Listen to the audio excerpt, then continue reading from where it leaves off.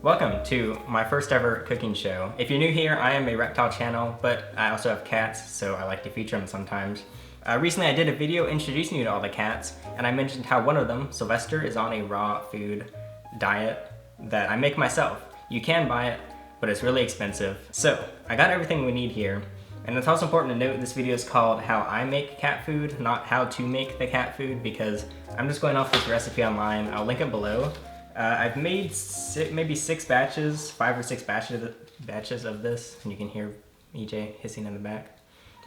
So Sylvester's been pretty consistently on it for about a year. I first made it about a year and a half, and he liked it, so I've tried to keep it up, and he's really healthy. So I feel comfortable sharing that with you. Hopefully this isn't plagiarism because I'm using the recipe, but see you in court if it is. So everything that we need here, I'll just go, it's not really in any order. First off, we've got ice cube trays because it's just easier to measure out the amount of food you need to feed the cat each time, because you're gonna freeze this once it's all done. A bunch of mixing bowls because we're gonna mix stuff. Eggs, because there's eggs in it. And then I'll come back to vitamins. Salt, meat, including organic chicken liver and organic chicken thighs, which I got these at Whole Foods. You might be able to get them on Amazon, so you could use my Amazon link if you want. I'll link all this below. A sharp knife, because it's easier. Glass of water, because I'm thirsty, but also because you need it for the recipe. Measuring cups. A meat grinder, which I'll also link, my favorite on Amazon, which I've only ever used one, but it works. And then vitamins. So there's actually another type of meat you can use, including raw chicken heart, but I can't find it. So luckily you can replace that with vitamins. And they also just need some of these vitamins because it's not like a bunch of different kinds of meat. Like in the wild, they would just eat all sorts of animals. So this, well, I'll show you the kind of perfect mix. It includes vitamin B complex, Metamucil, vitamin E, fish oil, and taurine. I think I said all those right. So these up front, all those vitamins costed me like 40 or 50 bucks, but I haven't had to get any more in over a year of making it because they don't consume as much as humans. So we'll start with all of the non-meat stuff because we gotta mix our vitamins and our eggs and water. Oh, so I'll take everything down. Okay, while I move everything, I guess I won't go super into detail, but a lot of people wonder like what's even the point of raw cat food and why don't you cook it or just use kibble? Well, for one, I actually watched a whole documentary on why cat food is bad for cats, so I'll try and find that. I think is it on Netflix? So you can watch that. It's probably pirated online if you don't have Netflix. So long story short, companies make stuff for cheap. Like if you keep reptiles, you might have seen those weird pellets that I've talked about, like Zoomed or Exoterra or Fluker's pellets. I don't know if Exoterra makes them, but there's just all these weird fillers in them that your cat shouldn't be eating. So this is just all the like raw, truly raw stuff just to right what they need. And cats also do not naturally just drink water like they can. Obviously you should give them water, but usually they get most of their moisture through their food when they're eating animals. The animals aren't dry, but kibble is dry. So there's differences, and I definitely think Sylvester has done better. I shows every cat's in the room. So Sylvester was also just asking for food, but I'm gonna make him starve so that he can eat this on camera. So yeah, first off, we'll get into all of our vitamins here. Okay, so these are all of the vitamins measured out as we're using them. I also forgot, you probably want a scale so that you can do most of these accurately. 4.5 pounds of chicken thigh, 7 ounces of chicken liver, and then if you find chicken heart, 14 ounces of chicken heart. I have all these numbers in the description. So if you're using a different amount, then you can just like measure how much chicken you have and make sure you get the bone in, but we will remove it from about 25% of them, so 1 in every 4.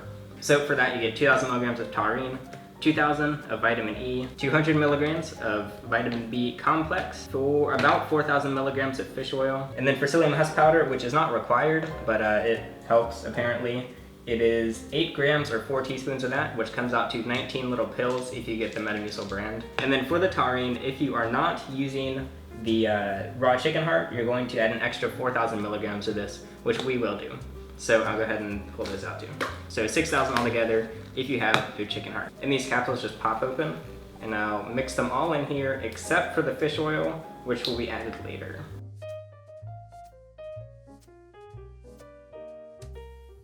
And then we're done with all of our vitamins here, except for the fish oil, which comes later. So I'll put all these away to keep us organized. From here, I just have all this in a small container.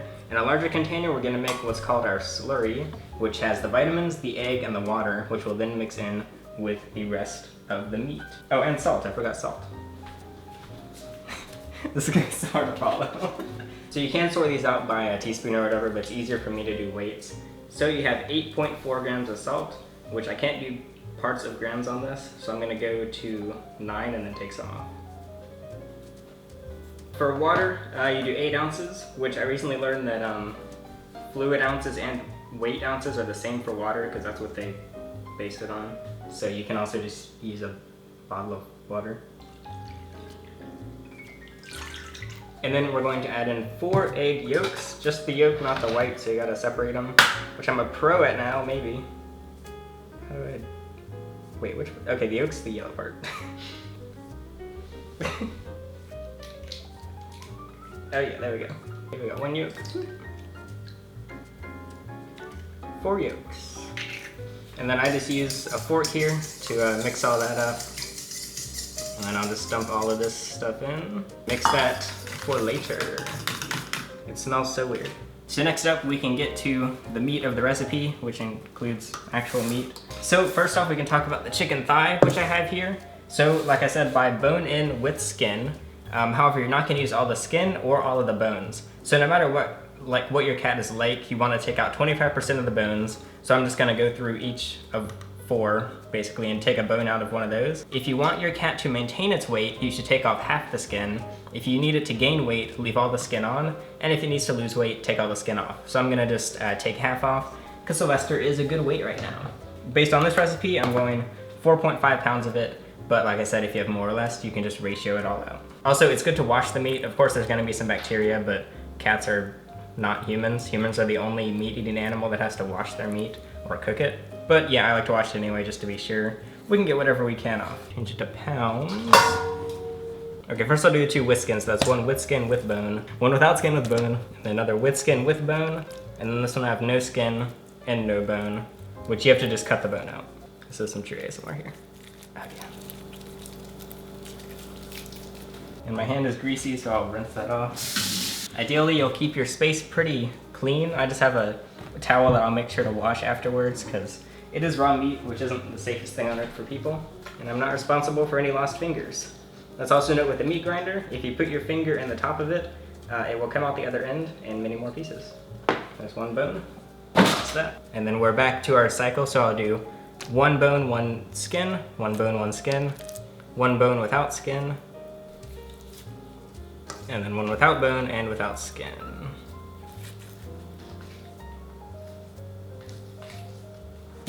Okay, and the same thing 1 more time. This should be the exact amount. So if you choose not to go with the meat grinder that I got, if you like go with a cheaper one or whatever, be careful. You can just get a manual one, which work the same, but you have to make sure it can handle bones because bones are an important part of this. Same thing with reptiles. They need their calcium and whatever else is in a bone. So here's all the meat. I will go through and wash this. I won't film that because it's boring, but basically I'll just wash 1 for you to see.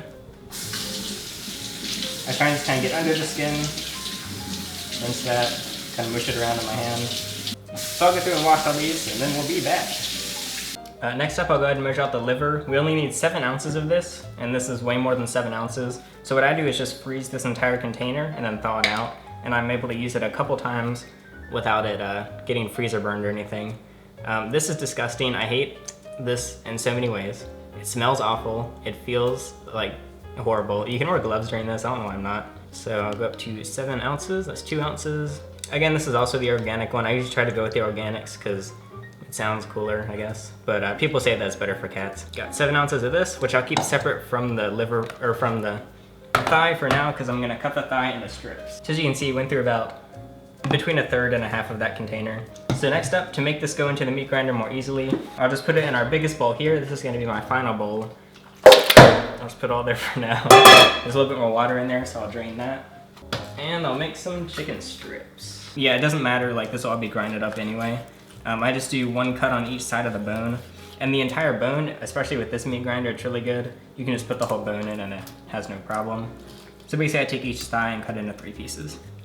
And just cut through the skin. Doesn't matter if it's separated or whatever. It's very slippery though. I guess that's normal for meat. And important notes, I don't cook for myself. I either eat out or eat with the family. And then other than that, I just cook for animals. The cats are so irritated right now. I think they're hungry and angry. And you can also see this counter's getting very messy. So I go at it with alcohol, sometimes bleach. Don't use alcohol and bleach because you'll make, what's it called? Whatever that stuff is that makes you pass out. Or you can just use Clorox wipes, I guess. Okay, and now that I have pretty much all the pieces cut, I use my medium bowl, or I guess second largest bowl for everything, and then take that, take our liver, just mix it in there, and now we should be ready to start grinding it up, which as we do that, we'll kind of add in our slurry as we go, along with those fish oil capsules, which you literally just drop into the grinder at the same time. So the grind is pretty loud. I'll give you an idea of it. So once I get started, you won't really be able to hear me. Luckily, the blade spins fast enough to where the bone is completely grinded up, so there's no sharp pieces or anything that you have to worry about. For this, I just start putting in some of the small pieces. Should be able to just put it right in the top. Personally, this one came with a little thing to push it down there, which I don't need to do yet, because I actually have the bone there, which I used to push down. Again, I try to, technically you could put your finger in there, because the blade's right there, but there's a whole spinning mechanism that starts here, so don't put your finger in there. I don't want fingerless subscribers. And I'll start it.